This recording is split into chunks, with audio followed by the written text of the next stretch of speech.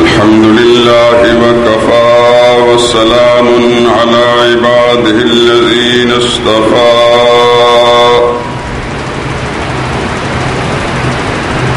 خصوصا على سيد الرسل وخاتم الأنبياء وعلى آله المجتبى وأصحابه الأتقياء.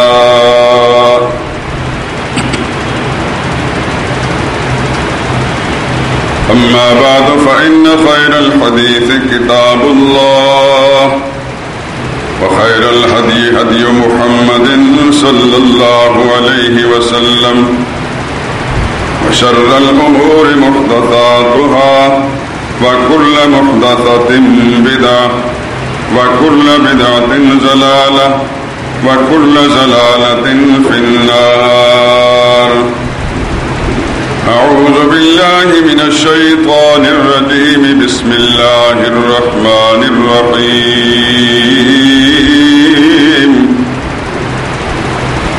قل أفغير الله تأمروني أعبد أيها الجاهلون ولقد أوحي إليك وإلى الذين من قبلك لئن أشركت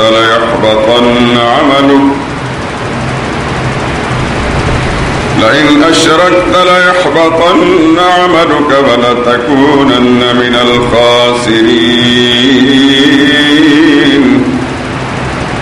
بل الله فاعبد وكن من الشاكرين.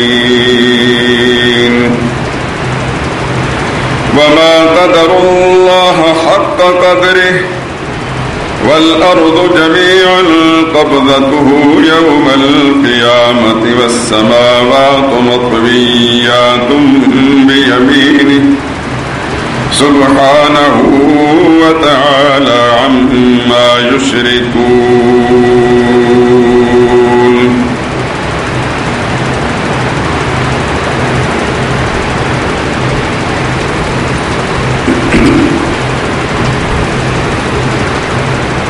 کہہ دیجئے کہ اے نادانو، تم مجھ سے یہ کہتے ہو کہ میں غیر اللہ کی پرستش کرنے لگوں،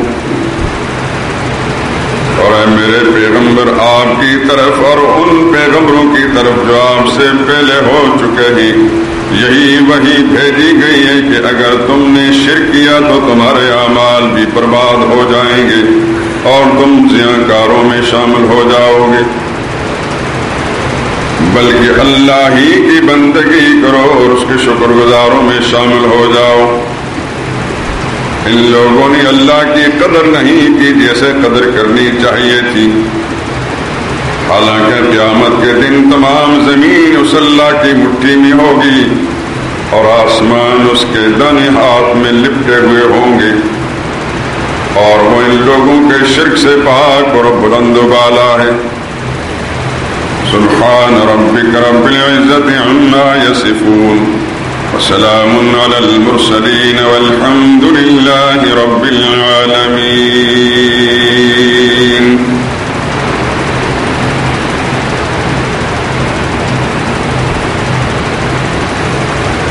عزیز معزز خواتین،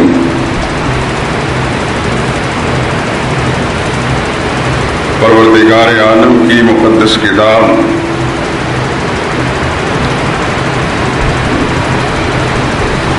قرآن مجید 24واں پارہ سورہ زمر، اس کے آخری رکوع کی پہلی 4 آیات کریمہ 64، 65، 66 اور 67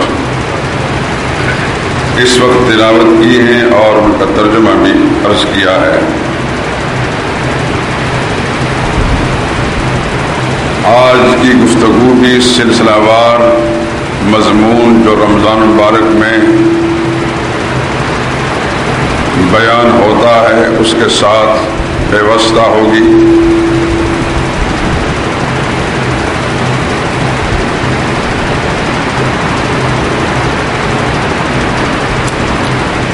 اگر آپ کے ذہن میں سابقہ گفتگو کا کوئی حصہ موجود ہو تو یہ بات عرض کی گئی تھی کہ انسان کی نیکیوں کی فہرست بنائی جائے تو سب سے بڑی نیکی عقیدہ توحید، اور اگر اس کے گناہوں کی فہرست بنائی جائے تو سب سے بڑا گناہ شرک ہے۔ سیدنا عبداللہ بن مسعود رضی اللہ تعالیٰ عنہ نے سرور کائنات صلی اللہ علیہ وسلم سے عرض کیا، ایو ذنب اکبر، کہ اللہ کے پاک پیغمبر سب سے بڑا گناہ کون سا ہے؟ آپ نے ارشاد فرمایا، ان تجعل للہ ندا وہو خلقک، سب سے بڑا گناہ یہ ہے کہ جس اللہ نے تمہیں پیدا کیا ہے اس کا کسی کو شریک ٹھہرائے۔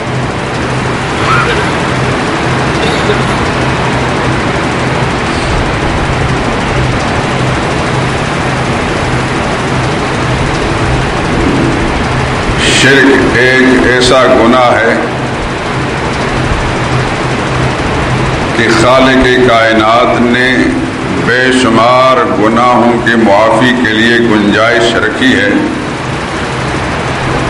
لیکن اس گناہ کی معافی کی کوئی شکل نہیں۔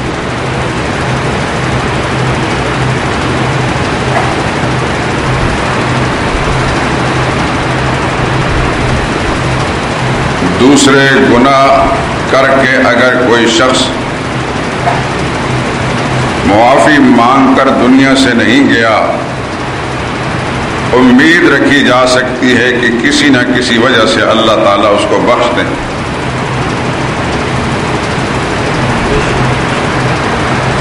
لیکن اللہ نے اپنا اٹل قانون پہلے ہی اپنی اس مقدس کتاب جو اس کا آخری قانون ہے دنیا میں، اس میں یہ بات لکھ دی ہے، فرما دی ہے کہ کان کھول کر سن لیں دنیا والے، کسی غلط فہمی میں نہ رہیں، ہر گناہ میرے معافی کے دائرے میں داخل ہے سوائے شرک کے، شرک کو میں کبھی معاف نہیں کروں گا۔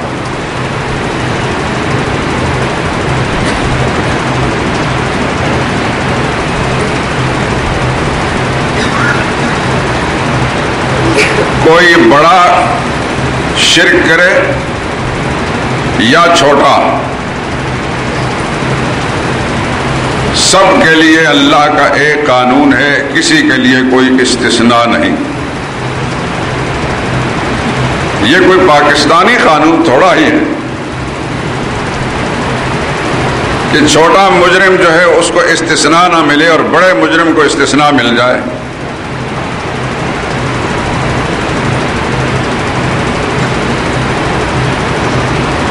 ابھی آپ قرآن کریم کی آیات کریمہ کے حوالے سے سنیں گے کہ بہت بڑے بڑے انسان، بہت بڑے لوگ، اتنے بڑے لوگ کہ ہمارے خیالات کی پرواز بھی وہاں تک نہیں ہو سکتی ان کے مراتب اور مقامات کو پہچاننے کے لیے، لیکن ان کے لیے بھی اللہ نے کوئی استثناء نہیں رکھا، ایک ہی قانون بیان کیا۔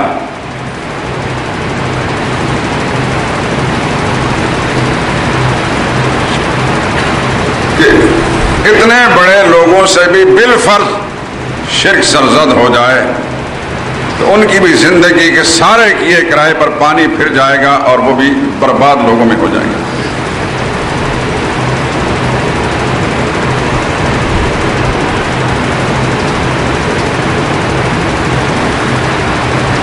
اور پھر یہ بات بھی ذہن نشین فرما لیجیے کہ اس دنیا میں ایک تصور ہے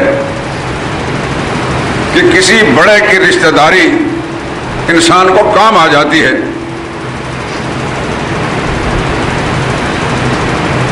اور کسی بڑے کا رشتہ دار ہو کر انسان ذرا غرور و تکبر میں اور گھمنڈ میں ہوتا ہے، اسے یہ زوم ہوتا ہے، گھمنڈ ہوتا ہے کہ میں جو چاہوں کروں، مجھ پر کوئی مواخذہ نہیں ہو سکتا، قانون میری طرف متوجہ ہوگا بھی تو وہ تعلق کام آ جائے گا۔ موجودہ وقت میں لوگ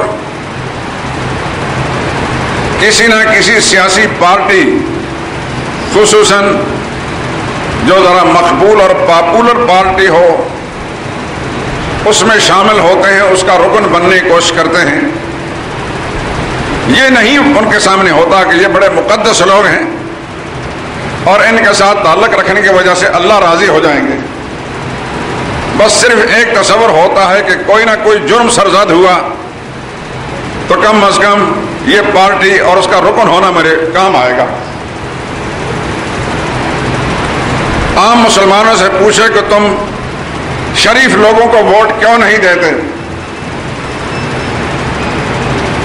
دیندار لوگوں کو ووٹ کیوں نہیں دیتے؟ جرائم پیشہ لوگ، کرمنل قسم کے لوگ جن کے نام پولیس اسٹیشنوں میں فرشتے آویزاں ہیں، ان کو ووٹ دیتے ہو. سبب کیا ہے؟ دعائیں کرانے کے لیے مسجد میں آ جائیں گے، مسجد کا درویش سے جا کر کہیں گے دعا کریں. دعا کرانے کے لیے نہ کوئی گورنر ہاؤس میں جائے گا، نہ کوئی وزیر اعلیٰ ہاؤس کے پاس، نہ کسی کونسلر کے پاس جائے گا، نہ کسی ایم این اے اور ایم پی اے کے پاس. دور دور تک اس کے ذہن میں اس کا تصور بھی نہیں ہوگا کہ میں اس سے دعا کراؤں، کیونکہ وہ بھی یہ جانتا ہے کہ یہ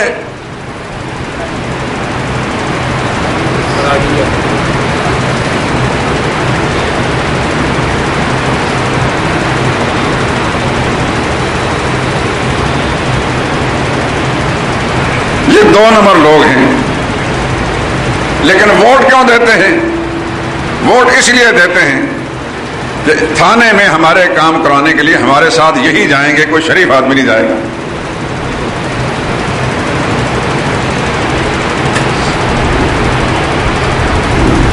یہ ایک تصور ہے دنیا میں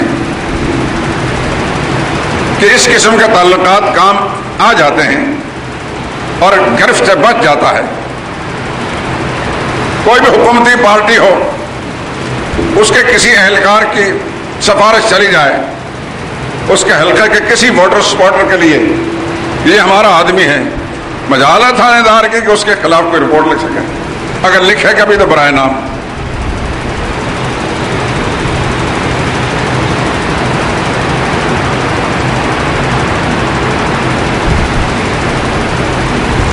لیکن اللہ کا قانون ایسا نہیں ہے.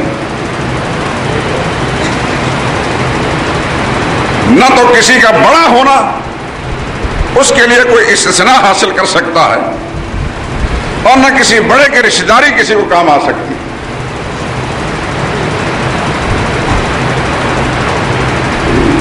آئیے قرآن سے پوچھتے ہیں، اللہ کا وہ پیغمبر جس کو اللہ تعالیٰ نے دنیا میں سب سے زیادہ لمبا عرصہ قوم کے اندر توحید کی دعوت اور تبلیغ کے لیے مہلت دی اور انہوں نے دن رات ایک کر لیا. ہمارے لوگوں کی طرح ہفتے ہفتے کی تقریریں نہیں تھی یا 24 گھنٹوں کا کوئی درس نہیں تھا. رب انی دعوت قومی لیلا ونہارا، یہ اس پیغمبر کی بات کر رہا ہوں جو 950 سال اپنی قوم میں اللہ کی توحید کا پیغام سناتا رہا.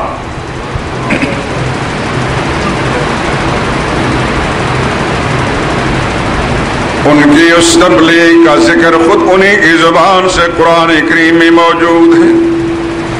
رب انی دعوت قومی، میرے پالنے والے پروردگار میں نے دعوت دی اپنی قوم کو، لیکن دعوت دینے کے لیے ہفتے ہفتے کا کوئی انتظار نہیں کیا. دعوت قومی لیلا ونہارا، راتوں کو بھی تیری توحید کی دعوت دیتا رہا اور دن کو بھی.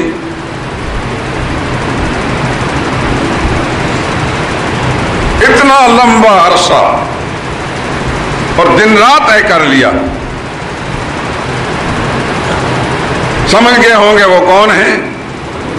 سیدنا نوح علیہ السلام ان کا اپنا بیٹا بدبختی کا مارا ہوا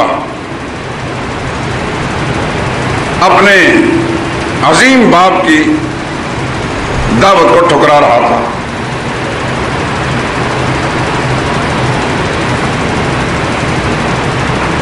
قسمت والوں نے مان لیا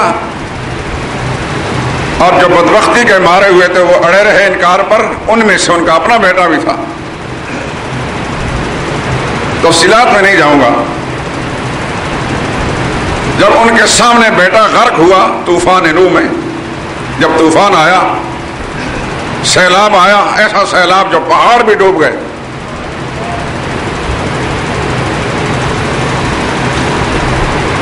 کیونکہ وہ معمول کا سیلاب نہیں تھا، وہ خدا کا عذاب تھا. تو باپ پکارتا رہا، آ جا میرے ساتھ کشتی میں بیٹھ جا. اس نے کہا نہیں،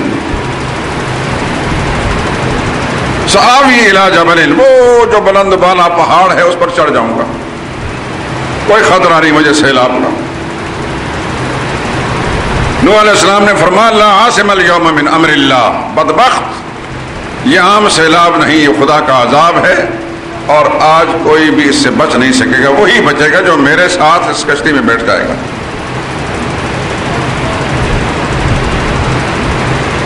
یہ گفتگو جاری تھی، لہر آئی اللہ کے عذاب کی، بیٹا ڈوب گیا. اب دیکھیے خدا کا پیغمبر کس انداز سے اللہ کے سامنے التجائیں کرتا ہے.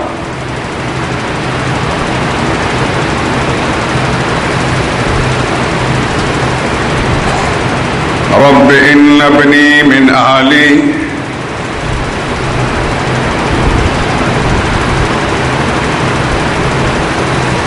یہ ماں باپ اور اولاد کے تعلقات کا ایک عجیب نازک رشتہ ہوتا ہے. اولاد کتنی ہی نافرمان کیوں نہ ہے، ماں باپ اپنی آنکھوں کے سامنے اس کی بربادی نہیں دیکھ سکتے. ایسا ہے کہ نہیں؟ یہ ایک فطری تعلق اللہ پاک نے ایسا پیدا کر دیا ہے.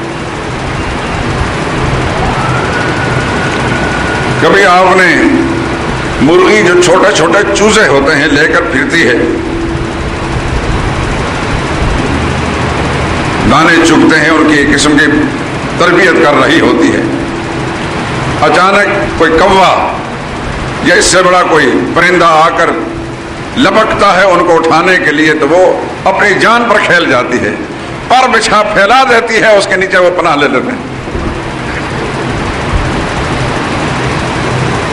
بڑے شہروں کے اندر تو جو مرغیاں پالنے کا رواج کم ہوتا ہے، دیہاتی زندگی میں زیادہ ہوتا ہے، اس کا مشاہدہ بھی وہیں ہوتا ہے.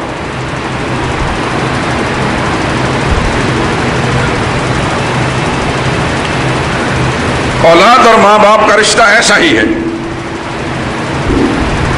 بیٹا منافق تھا، اندر سے مشرک اور کافر، باہر سے مومن کہلاتا تھا. نوح علیہ السلام نے پکارا آ جا میرے ساتھ کشتی میں بیٹھ جا، نہیں مانا. وہ روشن خیال تھا، باپ روشن ضمیر تھا، وہ روشن خیال تھا، پرویز مشرف کی طرح.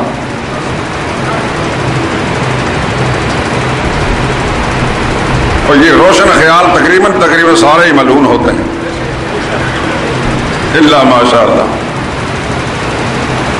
جس کو ایک اصطلاح ترقی پسند بھی کہتے ہیں. اور میں سمجھتا یہ ترقی معکوس ہوتی ہے، الٹی ترقی، تنزل جس کو کہتے ہیں. اس روشن خیال بیٹے نے باپ کی بات کو، پیغمبر کی بات کو ٹھکرا دیا. ادھر اللہ کے عذاب کی لہر آئی اور ڈوب گیا. فکان من المغرقین، وہ غرق ہونے والوں میں غرق ہو گیا. نوح علیہ السلام فطری جذبے نے جوش مارا، شفقت والے جذبے نے جوش مارا، اللہ کے سامنے التجا کرنے لگے. رب ان ابنی من اہلی، میرے داتا میرا بیٹا تو میرے گھرانے کا ایک فرد تھا. وَأَنْتَ أَحْكَمُ الْحَاكِمِينَ تو سب سے بڑا حاکم ہے. میرے اللہ تو نے میرے گھرانے کو بچانے کا وعدہ فرمایا تھا. آج میرے سامنے میرا بیٹا ڈوب رہا ہے. خالق کائنات نے اپنے اس عظیم پیغمبر سیدنا نوح علیہ السلام جنہوں نے اللہ کی مرضی کے مطابق 950 سال دن رات ایک کر دیے، لیکن اللہ کریم نے اپنے قانون میں نوح علیہ السلام کے لیے بھی کوئی استثناء نہیں رکھا، ان کو بھی کوئی استثناء نہیں دیا. جب باپ نے بیٹے کے حق میں سفارش کا ایک جملہ کہا، اللہ نے فوراً وحی بھیج کر نوح علیہ السلام کو تنبیہ فرما دی. یا نوح انہ لیس من اہلک، میرے پیغمبر نوح جس بیٹے کے بارے میں آپ سفارش کر رہے ہیں، آپ کان کو کھول کر سن لیں. آپ اس کو اپنا بیٹا سمجھ کر سفارش کر رہے ہیں. میں نے اپنے قانون کی کتاب میں لکھ دیا انہ لیس من اہلک، اس کا نام آپ کے خاندان کے لوگوں کی فہرست میں سے میں نے کاٹ دیا ہے. پھر انی اعظک ان تکون من الجاہلین، میں تمہیں نصیحت کرتا ہوں کہ اس قسم کے لوگوں کے حق میں سفارش کر کے جاہلوں میں شمار نہ ہونا. کوئی گنجائش رکھی اللہ نے؟ اتنا ہی کر دیتے. کیا تھا اگر اللہ تعالیٰ اس بیٹے کو بچا لیتے تو کس نے اللہ تعالیٰ پر اعتراض کرنا تھا؟ کوئی تھا؟ کروڑوں انسانوں میں سے کسی ایک انسان کو اللہ اپنے مقدس نبی کی رعایت رکھ کر بچا لیتے تو کیا تھا؟ یہی خیال کر کے کہ اس نبی نے دن رات ایک کر لیا 950 سال تک. کچھ گنجائش مل جانی چاہیے. لیکن جیسے میں شروع میں عرض کر چکا، اللہ کے قانون میں اس جرم کے مرتکب انسان کے لیے کوئی گنجائش نہیں، کوئی استثناء نہیں، کوئی استثناء نہیں. پیغمبر کا بیٹا ہے تو کوئی استثناء نہیں، اور پیغمبر کا باپ ہے تو اس کے لیے بھی استثناء نہیں. بخاری شریف میں روایت ہے قیامت کے دن ابراہیم علیہ السلام کا والد آزر، اس کے چہرے پر گرد و غبار اڑ رہی ہوگی، کالا سیاہ چہرہ ہوگا. ابراہیم علیہ السلام اس کے سامنے جا کر کہیں گے کیا میں نے تمہیں نہیں کہا تھا کہ میری نافرمانی نہ کرو؟ تو آزر جواب میں کہے گا ہاں اس وقت تو مجھ سے غلطی ہوگی، لیکن آج جو کچھ تم کہو گے میں مانوں گا. پھنسا ہوا تھا نا، آج جو کچھ کہو گے میں مانوں گا. ادھر ابراہیم علیہ السلام اللہ کی طرف متوجہ ہو کر عرض کریں گے یا اللہ، آپ نے میرے ساتھ وعدہ کیا تھا کہ میں تمہیں رسوا نہیں کروں گا. آج میرا باپ جہنم میں ڈالا جائے گا، اس سے بڑھ کر رسوائی کیا ہوگی؟ جواب آئے گا انی حرمت الجنت علی الکافرین. میرے خلیل آپ بھی سن لیں، اس میں شک نہیں کہ کائنات میں سب سے بڑا رتبہ دیا ہے آپ کو میں نے. سارے انبیاء کا جد امجد بنایا، امامت کا تاج آپ کا سر پر سجایا، لیکن یہ سن لیجئے کہ تمہارا باپ مشرک تھا، اور مشرک کے لیے میں نے قانون بنا لیا انی حرمت الجنت علی الکافرین. ایسے مشرک پر ہم نے جنت حرام ٹھہرا دی. اس جواب کو سننے کے بعد ابراہیم دیکھیں گے فَإِذَا هُوَ بِزِيخٍ مُتَلَطِّخٍ، اچانک اپنے پاؤں کی طرف دیکھیں گے کہ ایک بھیڑیا یا بجو، عربی زبان میں زیخ کا معنی بھیڑیا بھی لکھا گیا ہے اور بجو کا بھی، متلطخن، کیچڑ میں اور گندگی میں لتڑا ہوا ہوگا. فَيُؤْخَذُ بِقَوَائِمِهِ، فرشتے اس کا ہاتھ اور پاؤں سے پکڑ کر فَيُلْقَى فِي النَّارِ، جہنم کے اندر پھینک دیں گے. ابراہیم علیہ السلام کی خاطر اس کے باپ کے لیے اللہ نے کوئی استثناء نہیں رکھا.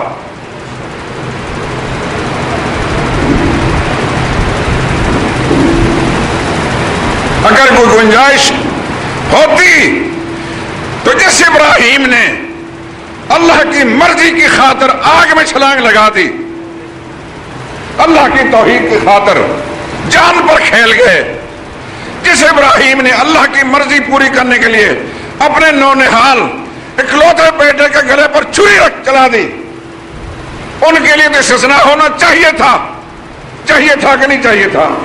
لیکن خدا کا قانون یہ پاکستانی قانون نہیں کہ چھوٹا جرم کرے تو پکڑ لیا جائے اور بڑے مجرم کو استثناء مل جائے۔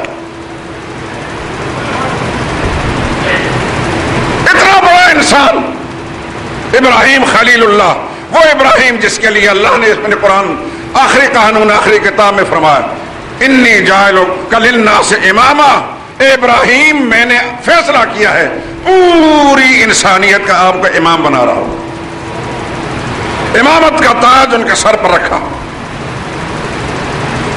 اور یہ فیصلہ کر دیا وَجَعَلْنَا فِي ذُرِّيَّتِهِ النُّبُوَّةَ وَالْكِتَابَ، آج کے بعد جو نبی بناؤں گا میرا وعدہ ہے وہ آپ کی اولاد میں سے ہوگا۔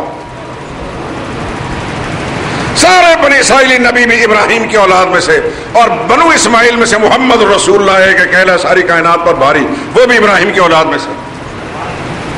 اس سے بڑا اعزاز کیا ہو سکتا ہے کسی کے لیے دوستو؟ لیکن آج اس کا باپ جہنم میں ڈالا جا رہا ہے، سفارش کرتے ہیں۔ اللہ تعالیٰ فرماتے ہیں انی حرمت الجنت للکافرین، اس کے بارے میں کوئی بولنے کی اجازت بھی نہیں ہے، کافروں پر میں نے جنت حرام کر دی ہے۔ استثناء ملا، آزر کو ابراہیم علیہ السلام کی رشتہ داری کام آئی۔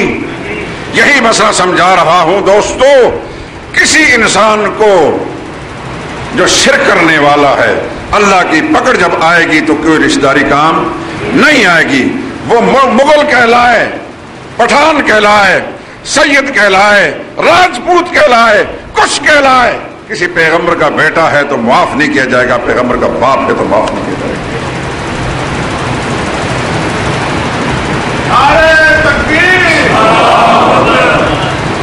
مسئلہ کیا سمجھ میں آیا؟ بالکل آسان انداز سے میں اگر یہ دعویٰ کروں تو شاید غلط نہ ہوگا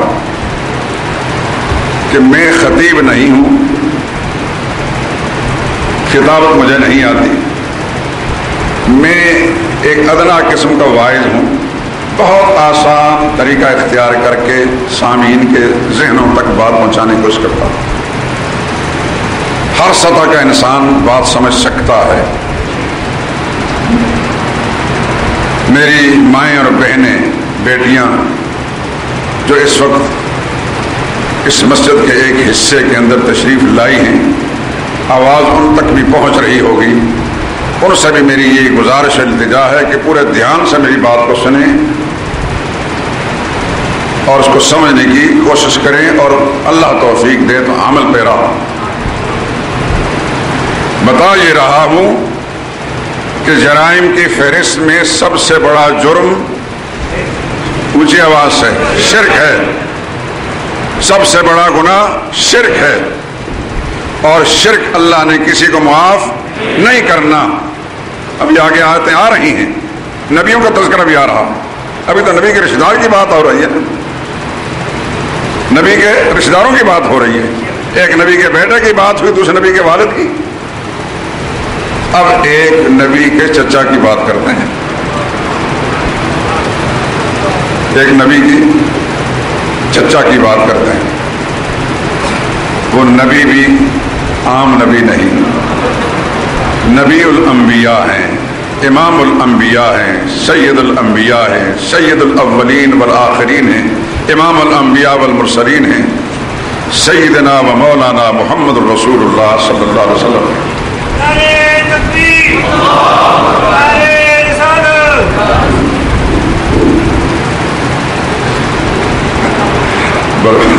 یہ بتائیں کہ یہ جو نعرہ رسالت عام لگا ہے، اس کی کوئی ضرورت ہے؟ حضور اکرم صلی اللہ علیہ وسلم اور صحابہ اکرام تو ایک اللہ کی کبریائی کا نعرہ لگاتے تھے۔ احد کے میدان میں جب مشرکین نے نعرہ لگایا اولو حبل اولو حبل، حبل ان کا معبود تھا، بت تھا بہت بڑا، تو جس وقت بہت سارے صحابہ کرام شہید ہوئے، رسول اللہ زخمی ہو کر گڑھے میں گر گئے، مشرکین کے سردار نے بآواز بلند کہا محمد زندہ ہیں، کوئی جواب نہ ملا۔ ابو بکر زندہ ہیں، کوئی جواب نہ ملا۔ عمر زندہ ہیں، کوئی جواب نہ ملا۔ ان تین بلند و بالا بزرگ شخصیتوں کے بارے میں وہ بھی سمجھتے تھے کہ یہ مرجع الخلائق ہیں۔ جواب جب نہ ملا، رسول اللہ زخم سے چور چور تھے، تو وہ خوش ہو کر پھر اپنی، جس طرح ہندو کہتے ہیں فلانے کی جے ہو، یہ جےکارے جو لگاتے ہیں، اس نے بھی کہا ہبل کی جے ہو، ہبل زندہ باد، یعنی آج ہم کامیاب ہو گئے۔ سرور کائنات صلی اللہ علیہ وسلم پہلے خاموش تھے، لیکن جس وقت مشرکانہ نعرہ لگا، نبی بے قرار و مضطرب ہو کر صحابی کو کہتے ہیں جواب دو اس کا۔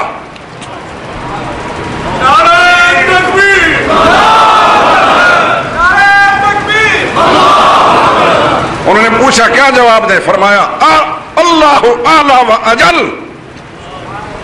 اس نے کہا اولو حبل، حبل زندہ باد۔ فرمایا حبل نہیں، اللہ اعلی و اجل، اللہ سب سے بلند و بالا ہے۔ تو نعرے صرف محمد مصطفیٰ صلی اللہ علیہ وسلم اور صحابہ کرام نے اللہ کی کبریائی کے، اس کی عظمت کے لگائے ہیں۔ یہ جاہلانہ مزاج ہمارے پاکستان میں آ گیا۔ اللہ کی کبریائی کا نعرہ امام الانبیاء نے لگایا، جو نبی کے ساتھ سچا رشتہ اور تعلق ہے، وہ بھی وہی جملہ زبان سے نکالے جو میں امام الانبیاء صلی اللہ علیہ وسلم نے فرمایا۔ پوری اسلامی تاریخ کہ کوئی کتاب، ایک ورق بھی دنیا میں نہیں، میرا چیلنج ہے پوری دنیا کے اندر کہ کسی نے کسی بھی موقع پر حضور کی موجودگی میں یا غیر موجودگی میں رسول اللہ صلی اللہ علیہ وسلم کا نام لے کر نعرہ لگایا ہو۔ جہاں بھی نعرہ لگا ہے تو اللہ کی کبریائی کا، اللہ کی عظمت کا لگا ہے۔ اس واسطے جاہل معاشرے کے پیچھے نہ چلیں، جو سچ اور حق ہے اس کے پیچھے چلیں۔ کون کیا کہتا ہے کسی کی زبان پر تالے تو نہیں لگایا جا سکتے، کہ اللہ کی توفیق سے، اللہ کی مہربانیوں سے آپ کو سچ سننے کا موقع مل رہا ہے، سچ پہنچ رہا ہے، اللہ کا شکر ادا کیجیے۔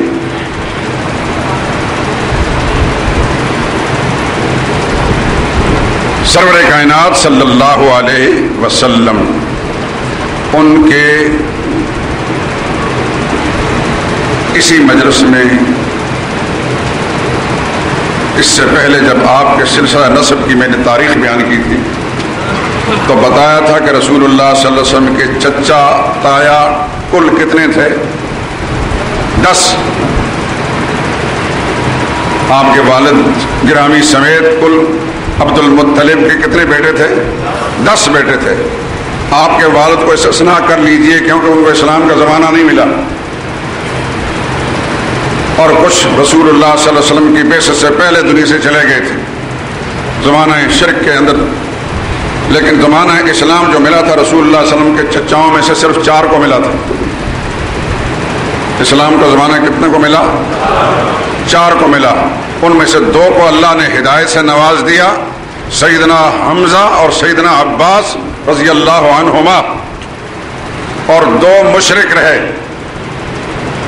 2 مشرک رہے، نہیں مانی بات انہوں نے۔ ایک کا نام عبد العزیٰ تھا جو ابو لہب کے نام سے مشہور ہوا، دوسرے کا نام عبد مناف تھا جو ابو طالب کے نام سے مشہور ہوا۔ اصل نام کیا تھے؟ عبد مناف اور عبد العزیٰ۔ ابو طالب کا نام کیا تھا؟ عبد مناف نام تھا یہ۔ ابو طالب یہ کنیت تھی، نام نہیں تھا۔ طالب ایک بیٹا تھا ان کا، اس کی نسبت سے ابو طالب، طالب کا باپ، طالب کا باپ، لیکن یہ تو نام تو نہیں نا۔ نام کیا تھا؟ عبد مناف، اور جو ابو لہب تھا وہ بھی اس کی کنیت تھی، نام کیا تھا؟ عبد العزیٰ۔ مناف بھی مشرکین کا ایک بت تھا اور عزیٰ بھی مشرکین کا ایک بت۔ ان دونوں بتوں کے نام پر ان کے نام رکھے گئے تھے۔ زمانہ شرک کے اندر لوگ ایسے نام رکھتے تھے اپنی اولاد کو۔ تو کتنے چچاؤں کا ایمان ملا؟ 2 کو، سیدنا حمزہ، سیدنا عباس رضی اللہ عنہما، اور 2 ایمان سے محروم رہے، عبد مناف اور عبد العزیٰ، ابو طالب اور ابو لہب۔ ابو طالب کہ جب انتقال ہونے لگا زندگی میں تو رسول اللہ صلی اللہ علیہ وسلم کی کوئی بات انہوں نے نہیں مانی، پھر اس تاریخ میں جانے کی ضرورت نہیں، میں موضوع سے نکل جاؤں گا، لیکن رسول اللہ صلی اللہ علیہ وسلم کو ان کے ساتھ پوری ہمدردی تھی۔ ابھی سنا چکا ہوں کہ انسان کے جو خونی رشتے ہوتے ہیں، خونی رشتوں میں انسان کو ہمدردی ہوتی ہے، بیٹا ہے تو اس کے ساتھ بھی ہمدردی ہے، اور باپ ہے تو اس کے ساتھ بھی ہمدردی ہے۔ ابراہیم علیہ السلام کا والد تھا، خونی رشتہ تھا نا، پکا مشرک، اس حد تک کہ ابراہیم علیہ السلام کو گھر سے نکال دیا تھا۔ اس کے ظالمانہ رویے سے ابراہیم علیہ السلام گھر سے نکل گئے، لیکن ابراہیم علیہ السلام کے دل میں وہی جذبہ خونی رشتوں والا تھا، اس لیے اس کے لیے سفارش کی کوشش کی۔ تو نسبی رشتے، خونی رشتوں کے لیے انسان حساس ہوتا ہے۔ یہی وجہ ہے کہ رسول اللہ صلی اللہ علیہ وسلم کا چچا تھا، حقیقی چچا، آپ کے والد جناب عبداللہ کا حقیقی بھائی، ماں کی طرف سے بھی اور باپ کی طرف سے۔ جب اس کا انتقال ہونے کا رسول اللہ صلی اللہ علیہ وسلم کے قریب گئے، حضور نے کوشش فرمائی کہ کلمہ پڑھ لیں، یہاں تک بخاری وغیرہ روایت کتابوں میں آتا ہے کہ چچا میرے کان میں ہی کلمہ پڑھ لیں، میں خدا کا سامنے گواہی دینے والا بن جاؤں۔ دوسرا مشرکین کے کچھ آدمی بیٹھے تھے، وہ کہتے دیکھیے دیکھیے خاندان کی ناک نہ کٹوا لینا۔ نتیجہ کیا نکلا؟ ابو لہب کی آخری، ابو طالب کی زبان پر آخری جملہ جو نکلا وہ لا الہ الا اللہ محمد رسول اللہ نہیں تھا، بلکہ کہنے لگا علی ملت عبد المطلب، میں اپنے باپ دادا کے دین پر مر رہا ہوں۔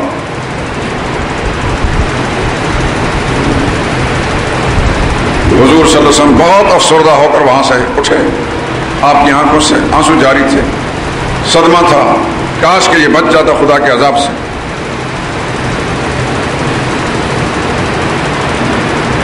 رسول اللہ صلی اللہ علیہ وسلم نے شاید دل میں چاہا، ممانعت آنے سے پہلے دل میں چاہا کہ اللہ سے درخواست کروں کہ خدا اس کو معاف کر دے، اس کے لیے استغفار کروں۔ اللہ کی وحی آ گئی اس قرآن کریم میں، اب بھی موجود ہے۔ کیا وحی ہے؟ ما کان للنبی والذین آمنوا ان یستغفروا للمشرکین۔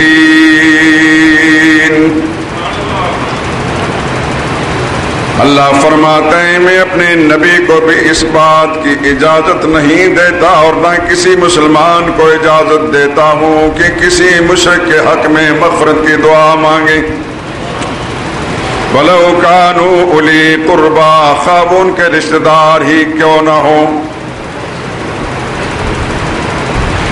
اللہ نے اپنے پیغمبر، آخری نبی، نبیوں کے امام، امام الانبیاء محمد مصطفیٰ صلی اللہ علیہ وسلم کو بھی ابو طالب جو مشرک شرک پر مرے تھے ان کے لیے بخشش کی دعا مانگنے سے منع فرما دیا،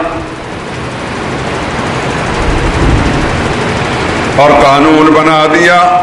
یہ قانون صرف میرے نبی اور اس کے رشتہ داروں کے لیے نہیں، فرمایا ما کان للنبی والذین آمنوا، سارے ایمان والوں کے لیے یہ قانون ہے، ان کا باپ، ان کا بھائی، ان کا چچا، ماموں، بیوی، بیٹا، کوئی بھی رشتہ دار اگر شرک اور کفر مر جاتا ہے اس کے حق میں دعائے مغفرت مانگنے کی کوئی اجازت نہیں۔ اللہ نے صاف روک دیا۔ اگر اللہ کے قانون میں کوئی استثناء ہوتا، کسی کے رتبے کی وجہ سے، کسی کے مرتبے کی وجہ سے کوئی استثناء ہوتا تو امام الانبیاء اس قابل تھے کہ ان کو استثناء مل جاتا، ملتا کہ نہ ملتا؟ اگر اللہ کا قانون اٹل نہ ہوتا تو کم از کم آقا نامدار محمد مصطفیٰ صلی اللہ علیہ وسلم کو اس بات کی گنجائش دے دی جاتی، آپ اپنے رشتہ داروں کے حق میں مغفرت کی دعا مانگ سکتے ہیں۔ آپ نے ابھی دعا مانگی نہیں تھی، چاہتے تھے کہ مانگے، اللہ نے پہلے وہی بھیج کر روک دیا۔ ما کان للنبی والذین آمنوا، نہ نبی کو اجازت ہے نہ کسی مومن کو اجازت ہے ان یستغفروا للمشرکین، مشرکین کی کسی مشرک کے حق میں مغفرت کی دعا مانگے.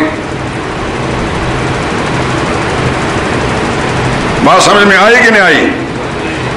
ایک نبی کا بیٹا ہے ڈوب گیا، اس کے لیے اللہ نے کوئی استثناء نہیں رکھی. دوسرے نبی کا باپ دوزخ میں ڈال دیا گیا، اللہ نے اس نبی کے لیے بھی کوئی استثناء نہیں رکھی. تیسرے نبی جو سارے نبیوں کے سردار ہیں، ان کا چچا شرک اور کفر پر مرتا ہے، نبی چاہتے ہیں کہ ان کے حق میں بخشش کی دعا مانگ لیں، شاید ان کو کام آ جائے. اللہ نے دعا مانگنے سے بھی روک دیا. نتیجہ کیا نکلا؟ مشرک انسان اگر شرک پر مر جاتا ہے، اس کو کسی نبی کی رشتہ داری بھی کام نہیں آتی، کسی بڑے کا تعلق کام نہیں آتا. اللہ کے قانون میں اس کی کوئی گنجائش نہیں ہے. بڑے آسان لفظ میں یہ بات کہہ رہا ہوں دوستو. تو حاصل کیا نکلا؟ ہر انسان ہر وقت، ہر پل، ہر آن، ہر زمان، ہر مکان میں اپنے عقیدے کو ٹٹولتا رہے، جانچتا رہے، پرکھتا رہے کہ میرے عقیدے میں کہیں شرک کے جراثیم تو داخل نہیں ہو گئے. اپنی زبان سے بولتے وقت بھی تول کر بولے، کوئی کلمہ کوئی جملہ ایسا زبان سے نہ نکالے جو شرک کے دائرے میں آ جاتا ہے، کوئی کام ایسا نہ کرے جو شرک کے زمرے میں شامل ہو جاتا ہے. بولتے وقت بھی تول کر بولو، کیونکہ زبان کے بول کو نوٹ کیا جا رہا ہوتا ہے. جس طرح میرے بولنے پر وہ ریکارڈ ہو رہا ہے، ٹیپ ریکارڈر میں خدا کا فرشتے ریکارڈ کر رہے ہیں. کوئی انسان جب بولتا ہے خدا کا فرشتے ریکارڈ کر رہے ہوتے ہیں. بولتے وقت بھی کوئی انشن جملہ زبان سے نہ نکالا جائے جو اسلام کی تعلیمات کے خلاف ہو، جو اس کے حق میں مصیبت بن جائے.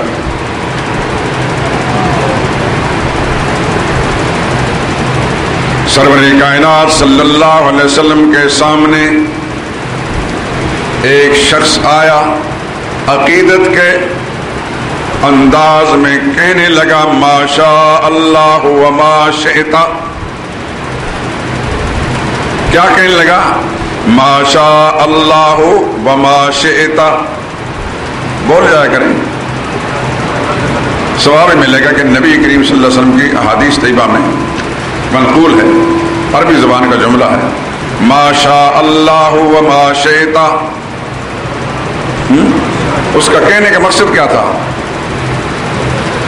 اللہ نے چاہا تو یہ کام ہوگا. اے میرے نبی، میرے آقا، آپ نے چاہا تو یہ کام ہوگا. اللہ نے چاہا اور آپ نے چاہا تو یہ کام ہوگا. بات سمجھ میں آ رہی کہ نہیں آ رہی؟ جیسے ہمارے زمانے کے عاشق کہتے ہیں اللہ رسول نے چاہا تو ایسا ہوگا. کیا کہتے ہیں؟ اللہ رسول نے چاہا تو ایسا ہوگا. کہتے ہیں کہ نہیں کہتے ہیں؟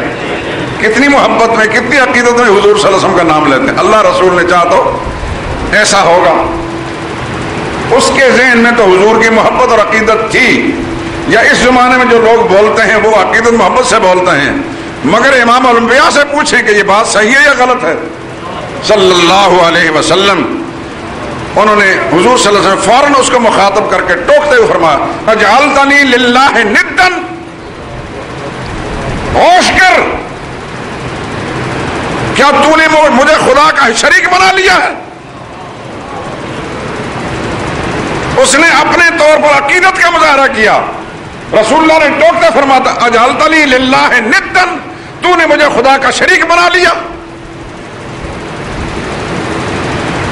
کیوں اس کا یہ جملہ ما شئتا، حضور نے اس کو اللہ کا شریک بنانے کے مترادف کیوں کہا؟ اس لیے کہ اللہ نے اپنے قانون میں یہ بیان فرمایا وما تشاءون الا ان یشاء اللہ رب العالمین. اور دنیا والے انسانوں، تمہارے چاہنے سے کچھ بھی نہیں ہوتا، وہی ہوتا ہے جو اللہ چاہتے ہیں.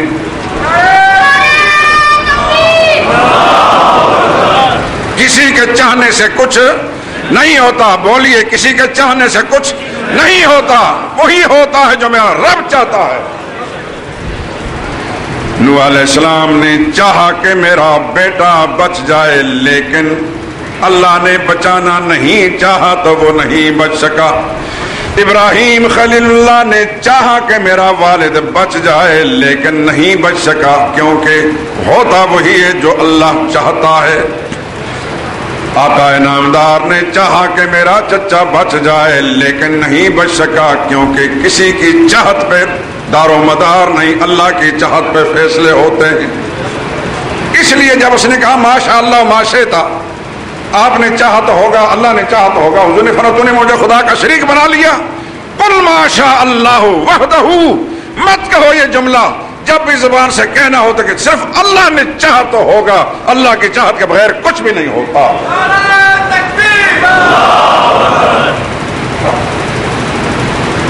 ہم اپنی جہالت کے سبب سے حضور صلی اللہ علیہ وسلم کا نام لے لیں گے, بزرگوں کا نام لے لیں گے, سمجھتے ہیں کہ ہم نے عقیدت کا مظاہرہ کر لیا, حالانکہ وہی بات اسلام کی روح سے غلط ہوتی ہے, نبی کی تعلیم کی روح سے غلط ہوتی ہے.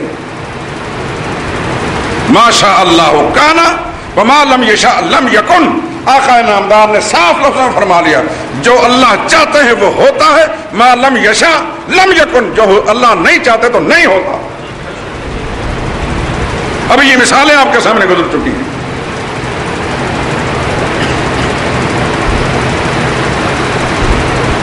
ایک اور مثال دوں, دنیا کے سب سے بڑے انسان کی مثال ہے. سمجھ گئے میری بات؟ سب سے بڑا انسان کون ہے؟ حضرت محمد مصطفیٰ صلی اللہ علیہ وسلم, دنیا کے سب سے بڑے انسان. ہمارا ایمان ہے آدم کی نسل میں, آدم کی اولاد میں اتنا بڑا انسان اللہ نے پیدا نہیں کیا اور پیدا کریں گے بھی نہیں. دنیا کا سب سے بڑا انسان. احد کے معرکے میں 3 آدمیوں نے, جنہوں نے پتھر پھینک پھینک کر رسول اللہ کو زخمی کیا تھا, اللہ کے نبی نے ان کا نام لے کر ان کے حق میں بد دعا فرمائی, یا اللہ ان کو اپنی پکڑ میں لے لے.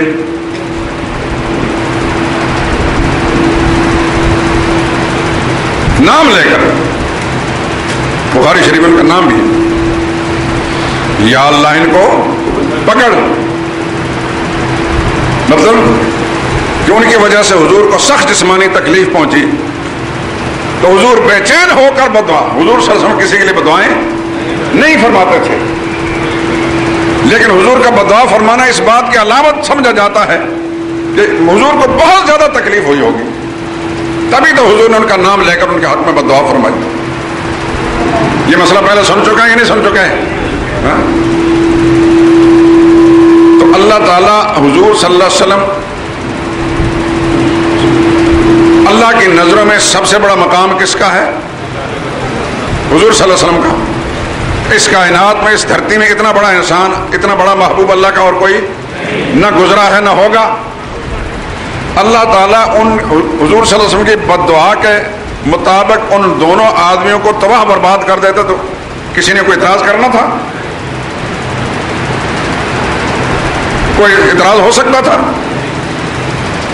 حضور نے چاہا کہ یہ اللہ کے عذاب میں مبتلا ہو جائیں. بولیں, حضور نے چاہا کہ اللہ کے عذاب میں پکڑے جائیں, اللہ نے چاہا کہ یہ نہ پکڑے جائیں.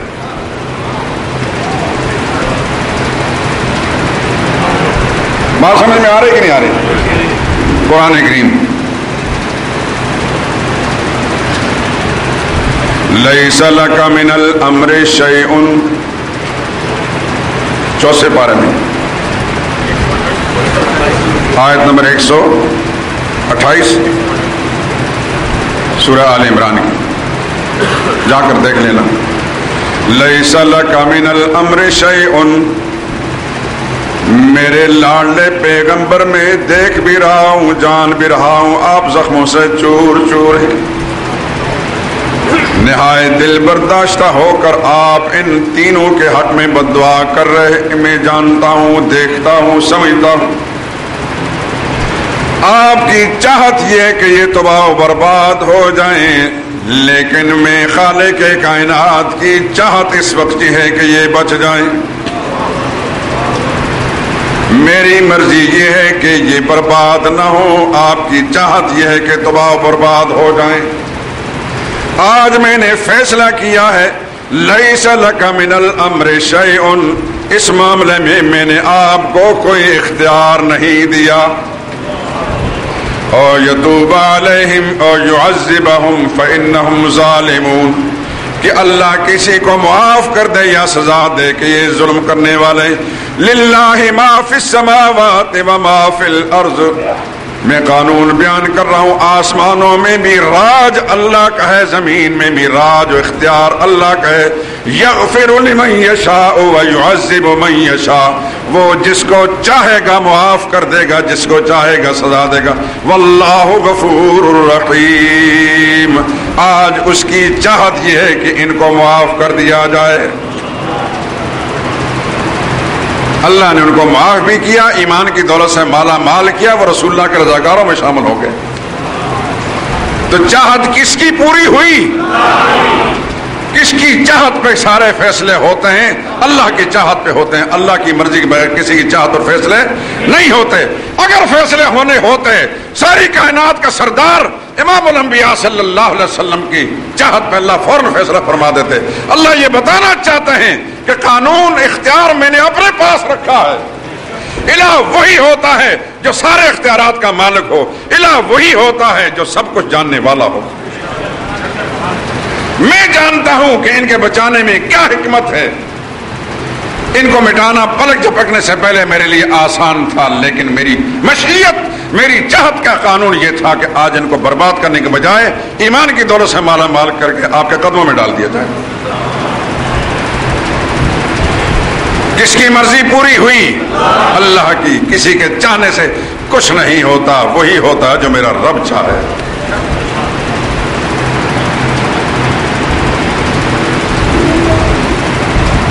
اللہ اکبر۔ ذرا آگے چلتے ہیں۔ انبیاء اکرام علیہ الصلوۃ والسلام، نبی کا نام ہی کافی ہے، ساری کائنات کے سردار ہوتے ہیں۔ ساری امت کے اعمال اکٹھے کیے جائیں، ایک نبی کا عمل اس سے زیادہ وزنی اور قیمتی ہوتا ہے۔ اللہ نے قرآن میں 18 نبیوں کے نام ذکر کر کے، 18 نبیوں کے نام، کتنے نبیوں کا نام یاد رکھنا، سورہ انعام 18 نبیوں کے نام بنام ذکر کر کے پھر اس کے بعد آخر فرما وَمِنْ آبَائِهِمْ وَذُرِّيَّاتِهِمْ وَإِخْوَانِهِمْ، ان کے باپ دادوں میں سے، ان کی اولادوں میں سے، ان کے برادری کے لوگوں میں سے، وَاجْتَبَيْنَاهُمْ، ان میں سے ہم نے چن لیے تھے، وَهَدَيْنَاهُمْ إِلَىٰ صِرَاطٍ مُسْتَقِيمٍ، سیدھا راستہ بھی دکھایا تھا۔ یہ 18 پیغمبر یا ان کے آباء و اجداد یا ان کی اولاد، ان کی برادری کے لوگ، جتنے بھی لوگ تھے نبیوں سمیت، اللہ نے آخر میں فرمایا وَلَوْ أَشْرَكُوا، توجہ، وَلَوْ أَشْرَكُوا، یہ سارے پیغمبر جن کے نام ذکر کیے گئے ہیں یا ان کے رشتہ دار، بالفرض یہ بھی شرک کر بیٹھتے، شرک کر لیتے، لَحَبِطَ عَنْهُمْ مَا كَانُوا يَعْمَلُونَ، انہوں نے زندگی میں جتنی کمائیاں کی تھی ساری کی ساری کمائیاں برباد کر دی جاتی۔ پہلے تو رشتہ داروں کی بات تھی، اب تو خود نبیوں کا معاملہ ہے کہ بالفرض نبی نے کوئی گناہ نہیں کرنا ہوتا۔ مسئلہ کیا ہے؟ قانون کیا ہے؟ نبی گناہگار نہیں ہوتے۔ یہ عقیدے کی بات ہے، مسلمانوں اپنی زبان سے بولو، نبی گناہ نہیں کرتے، نبی گناہوں سے معصوم ہوتے ہیں، عام گناہ بھی نہیں کرتے، شرک تو سب سے بڑا گناہ ہے۔ لیکن خدا نے مجھے اور آپ کو اور دنیا والوں کو سمجھانے کے لیے یہ قانون بیان کر دیا کہ یہ جن نبیوں کا نام ذکر کیا بالفرض بالفرض بالفرض لو اشرکو، بالفرض یہ بھی شرک کر بیٹھتے، لَحَبِطَ عَنْهُمْ مَا كَانُوا يَعْمَلُونَ، ان کی ساری زندگی کے اعمال برباد کر دیے جاتے۔ استثناء ہے کسی کے لیے؟ بات سمجھ میں آ رہی ہے کہ نہیں آ رہی؟ جس بھائی کو بات سمجھ میں نہیں آئی تو ہاتھ کھڑا کرے. بات سمجھ میں آئی کہ نہیں آئی؟